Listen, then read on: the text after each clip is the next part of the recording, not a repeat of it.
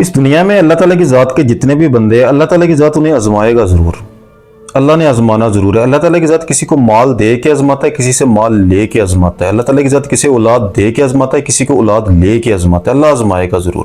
اللہ تعالیٰ کی ذات کسی پر مہربان ہو، اللہ تعالیٰ کی ذات اسے دنیا میں سرپرست عطا کر دیتا ہے، یعنی اس کے لیے سہارے بہت ہوتے ہیں۔ لیکن اللہ تعالیٰ کی ذات دوسرے طریقے سے بھی آزمائے گا۔ اللہ تعالیٰ کی ذات تم سے تمام سہارے تمہارے چھین کے بھی تمہیں آزمائے گا۔ دیکھو، جس قدر بڑی آزمائش ہوگی اس قدر تمہارا سر بلند ہوگا دن محشر کو۔ اس دنیا میں ایسے لوگ بھی ہیں، اللہ تعالیٰ کی ذات کے چنے ہوئے لوگ، جن سے اللہ تعالیٰ کی ذات اس دنیا میں تمام سہارے چھین لیتا ہے۔ ایسا بندہ جو تن تنخواہ زندگی گزارے گا، ایسے بندے اللہ تعالیٰ کی ذات کے لاڈلے اور چوزن بھی اس دنیا میں بستے ہیں۔ دیکھو، فرض کرو ایک خاتون ہے، اللہ تعالیٰ کی ذات نے اس کو اسپرچول جرنی کروانا ہے، ٹھیک ہے، اللہ تعالیٰ کی ذات نے اس کی سول کو اویکن کرنا ہے، اس کو اس قدر اپنے ساتھ ڈیپ کنیکشن میں لے کے جانا ہے کہ اللہ تعالیٰ کی ذات چاہتی ہے کہ اس کا سر عرش سے بلند ہو جب یہ دن محشر کو میرے پاس آئے۔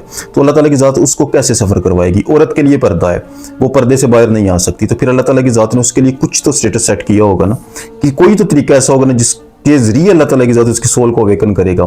آج کی ویڈیو میں اس کی ڈیپتھ کو ہم سمجھنے کی کوشش کر رہے ہیں۔ آپ ذرا فرض کرو، آپ ذرا تصور کرو ایک چیز کو، ایک عورت ہے، اس کے سر سے اللہ تعالیٰ کی ذات اس کے سرپرست کو چھین لیتا ہے۔ سرپرست سے مراد یہ ہوتا ہے کہ آپ کے پاس دلجوئی کرنے کے لیے آپ کا بھائی موجود نہیں ہے، دنیا میں ہے ہی نہیں، آپ کو اللہ نے دیا ہی نہیں، ٹھیک ہے۔ آپ کے سر سے اللہ تعالیٰ کی ذات آپ کے والدین کو اٹھا لیتا ہے، وہ وفات پا جاتے ہیں، آپ کا خامند بھی فوت ہو جاتا ہے، جلدی فوت ہو جاتا ہے، آپ کے چھوٹے بچے، آپ تنہا ہو، اکیلے، اوپر سے آپ باز میر بھی ہو، با حیا بھی ہو، اللہ تعالیٰ کی ذات کو یاد کرنے والے ہو، ایسی تنہائی اللہ تعالیٰ کی ذات تمہیں عطا کر دیتا ہے۔ تو اللہ تعالیٰ کی ذات یہ اگر تمہیں عطا کر رہا ہے تو اس کے پیچھے مقصد کیا ہو سکتا ہے؟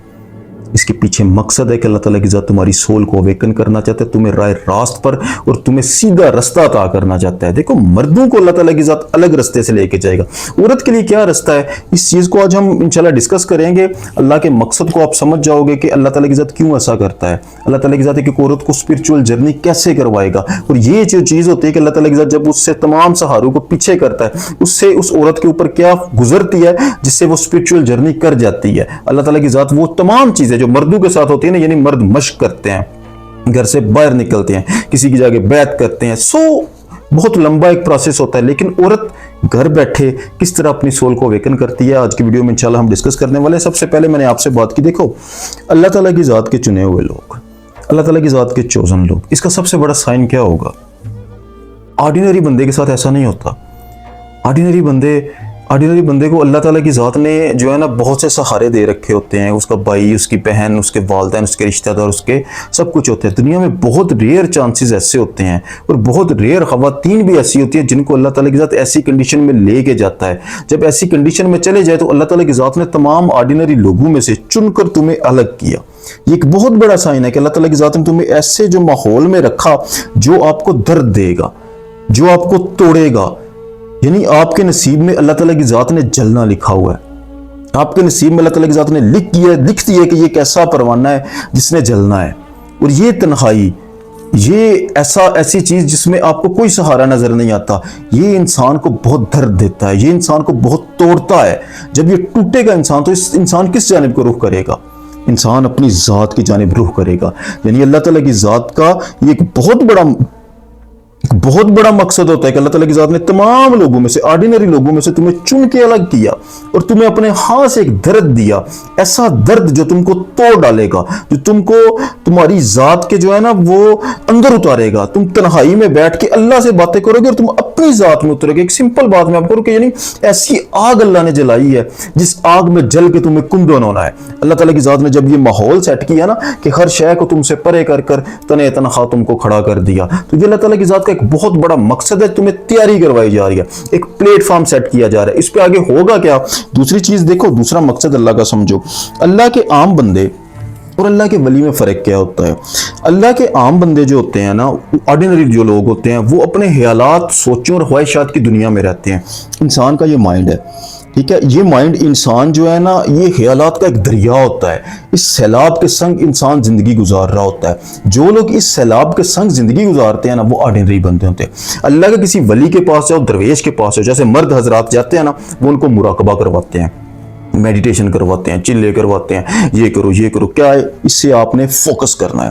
مراقبہ کیا ہوتا ہے, میڈیٹیشن کیا ہوتی ہے, وہ ذکر دے کے اس کو بٹھا دیتے ہیں کہ تم نے فوکس کرنا ہے, تم نے میڈیٹیشن کے تھرو, مراقبے کے تھرو تمام خیالات کو اپنے ذہن سے مائنس کرنا ہے, تمام دنیا کو اپنے ذہن سے نکالنا ہے, اور ایک پوائنٹ پہ یعنی اس میں اللہ پہ تم نے تصور لانا ہے. اس سے کیا ہوگا کہ اس سے تمہاری ذات کے اندر جو ہے نا وہ تمام یعنی تمہارا فوکس سیٹ ہوگا, تمہارا فوکس اللہ تعالیٰ کی ذات کے ہاں سیٹ ہو جائے گا. لیکن ایسی عورت, اس کو تصور میں لا کے چیک کرو, ایسی عورت جس سے اللہ تعالیٰ کی ذات نے ہر شے کو پرے کر دی ہے, اس کے پاس کوئی سہارا ہی نہیں ہے, اس کے خیالات کدھر گئے, اس کی خواہشات کدھر گئی, اس کی خواہشات ویسے ہی مر گئی, اس کے خیالات ویسے ہی مر گئے, اس کی سوچیں ویسے ہی دفن ہوگی, اس کا ذہن ویسے ہی اللہ نے خالی کر دیا. یعنی اگر کوئی مرد سالہ سال مراقبے میڈیٹیشن کر کر کے جتنا فوکس کرے گا نا اللہ تعالیٰ کی ذات کو, ایک سیکنڈ چاہیے اس درد میں, اس تنہائی میں جس میں ایک عورت کا سہارا کوئی نہ ہو, یہ وہی جانتی ہے اس پر کیا بیتتی ہے اس وقت, تو اس کا دماغ اس وقت ان تمام خیالات سے پیچھے ہٹ کے ایک سیکنڈ میں خدا کی ذات کے ساتھ کنیکٹ ہو جاتا ہے. یعنی اس کا فوکس سیٹ ہو جاتا ہے کہ میرا کوئی ہے ہی نہیں, مجھے کچھ ملے گا نہیں, صرف مجھے کھانے کے لیے کچھ مل جائے. یعنی اس مقصد دنیا کا کیا ہے کہ کھاؤ, اللہ کو یاد کرو. اس کو یہی پڑی رہتی ہے کہ میرے بچوں اور مجھے کھانے کے لیے کچھ مل جائے, میرا سروائیول بس سیٹ ہو جائے, اور مجھے اللہ کے علاوہ کسی کا اور سہارا بھی نہیں ہے. تو اس کا ایک سیکنڈ میں جو خیال ہے نا, جو فوکس ہے, جو میڈیٹیشن کے ذریعے انسان کرتا ہے, اللہ تعالیٰ کے ذات اس دکھ کے ذریعے اس کو ایک سیکنڈ میں سیٹ کر دیتا ہے. یعنی پہلے اللہ تعالیٰ کی ذات نے اس کے اس پلیٹ فارم پہ لا کے تیار کیا, جس کندن میں اس کو جلایا, درد دیا, اس کے بعد اس کا فوکس سیٹ ہو گیا. یہ اللہ کے ولی کا دوسرا سٹیپ ہوتا ہے مراقبہ. پہلے اللہ کے ولی بھی انسان کو لا الہ الا اللہ کا ذکر کرواتے ہیں, اس کے بعد مراقبہ کرواتے ہیں تاکہ تیرا فوکس سیٹ ہو. اور اس قسم کے درد میں ایک سیکنڈ میں اللہ تعالیٰ کی ذات تمہارا جو ہے نا وہ فوکس سیٹ کر دیا. اس کے بعد تیسرا, اللہ کے ولی جو مرد حضرات کو کیا دیتے ہیں, ذکر خفی کرو. کیا ہوتا ہے, سانس کے ذریعے ذکر کرو. تصوف میں, اسپرچویلٹی میں آگے بڑھنا ہے نا, تو سانس کے ذریعے ذکر کروایا جاتا ہے, ذکر خفی کروایا جاتا ہے. سانس کے ذریعے انسان اللہ کو اندر لے کے جاتا ہے, اللہ کو باہر لے کے آتا ہے. یوں اللہ کی گردان لگتی ہے, انسان کے قلب کی ایسے صفائی ہوتی ہے. ٹھیک ہے, آپ نے کبھی اس چیز کو غور کرنا, ذرا ڈیپ چیز ہے, ذرا سمجھنا کہ آپ سانس لے رہے ہو, ذکر خفی کر رہے ہو نا, سانس ہی لے رہے ہو نا, ویسے بھی آپ سانس لیتے ہو. سانس لے کے آپ کیا تصور کرتے ہو, آپ ایک اسم کو, ایک اسم اللہ کو, اس کا ذکر کرتے ہو, اللہ ہو, آپ کی ذات کے اندر وہ اترتا ہے. اب اللہ ہو کرنے سے آپ کا دل کیسے صاف ہو رہا ہے؟ کیا ایک سانس لے رہے ہو, سانس لے کے آپ اسم کو اپنی ذات کے اندر اتار رہے ہو, اس سے آپ کے قلب کی صفائی ہوگی, آپ کے دل کا اسپرچول ڈور اوپن ہو جائے گا. مطلب اس بات کے اندر ایک راز چھپا ہوا ہے ذکر خفی کے اندر. وہ کیا راز ہے کہ آپ جب اپنے تصور میں اس میں اللہ ہو کو لاتے ہو, تو اس میں اللہ ہو کے اندر ایک غیبی مدد شامل ہے, یا پھر ایک غیبی تجلی ہوتی ہے اس تصور سے, اس اسم سے جو آپ سانس کے ذریعے اندر بھیج رہے ہو, اس تجلی کے ذریعے, اس غیبی تجلی کے ذریعے جو اسم سے نکلتی ہے, اس سے آپ کے قلب کی صفائی ہوتی ہے. یہ ذکر خفی کا ایک جو ہے نا وہ ہوتا ہے جس سے انسان کے قلب کی صفائی ہوتی ہے, جو مرد حضرات کو مرشد خانے پہ کروایا جاتا ہے. لیکن ایک عورت جس سے اللہ تعالیٰ کی ذات نے ہر شے چھین لی ہے, وہ کیسے کرے گی؟ ارے اس کو کرنے کی ضرورت ہی نہیں پڑے گی. کیوں؟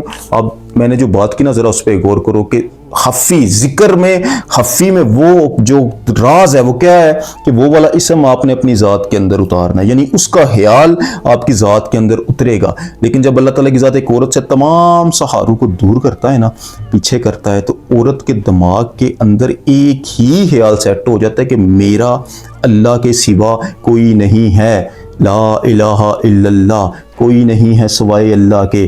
وہ عورت اپنے دماغ کے اندر یہ بار بار بار بار پکارتی رہتی ہے کہ میرا اللہ کے سوا کوئی نہیں ہے, لا الہ الا اللہ. یہ دنیا کے اندر یعنی لا الہ الا اللہ, اس کی ذات پر اللہ تعالیٰ کی ذات انکانشیسلی جو ہے نا اس پہ امپلیمنٹ کیا جا رہا ہے.